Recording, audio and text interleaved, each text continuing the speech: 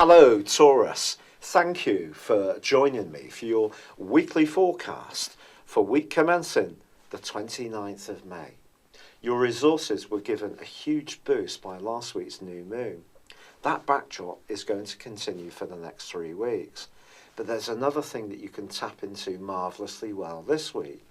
The Sun, which is at the heart of our whole existence, is forging a gorgeous link with Jupiter, the planet of growth.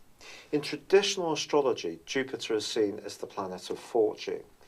It's more to do about what we do, of course, because Jupiter can make us a bit self-indulgent or even think that everything will turn out fine without really applying ourselves. It's in the part of your horoscope that's to do with application, attention to detail, and being hard-working. And if you really can back up this very fortunate aspect from Tuesday through to the end of the week, you could have some kind of breakthrough from a financial viewpoint. One of the ironies of this week, however, Taurus, is another way to improve your lot may actually be linked to your past. It's possible that a past experience or skill that's not necessarily laying dormant, but perhaps you haven't been using quite as actively in the here and now, could actually come back into focus in a very powerful way. Also, this is an aspect which really asks you to tune into your hunches, to not be fenced in by any fears or anyone else's opinion of what you're trying to achieve. Remember, the second house is very much to do with our sense of self-worth and also our values. So with Uranus in your 12th house, which is very much to do with your subconscious, don't let any hidden blockages stop you from going for the practical goals that are important to you. I have to say, if you do love food and drink, and it's a rare Taurus that doesn't, this combination of energy of the new moon, Mars, and also the Sun, all in the sign of Gemini, is absolutely splendid for you.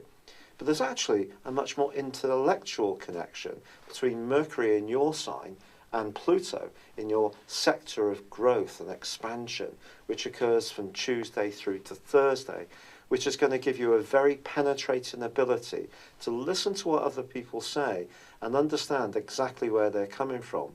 You don't necessarily have to tell them, but it's going to help you a lot to evaluate the goodnesses that may be coming your way, or perhaps some of the challenges. So if you're trying to work something out and you're interacting with others, I think this is going to really be a very great asset.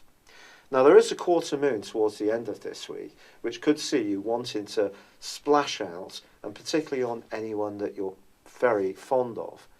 It's possible that someone may see you as the mum or dad of their bank, if you like.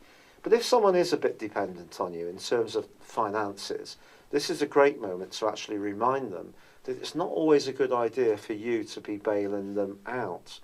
Equally, if there's a more extravagant side of your nature, do try to reel it in a bit as this week draws to a close. And one of the reasons for that is not just this quarter moon, because in the last part of this week, the Sun is compromised by the swirling mist that is Neptune.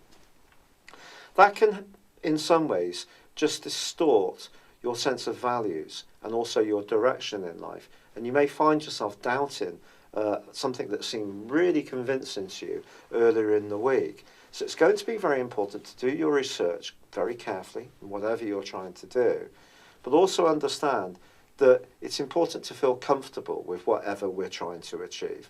So if you are involved in something that doesn't quite chime with you at a deeper level, then resist it. I think that's the best way forwards.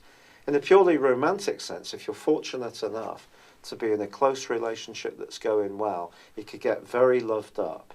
If you're looking for someone and you'd like to get to know someone new, I think being very true to your characteristics of your zodiac sign, just being earthy, natural, good-humoured, and kindly, where necessary, those are the type of attributes that could see someone be really captivated by you. It's been a real pleasure being with you. Thank you for joining me. Good luck and goodbye for now.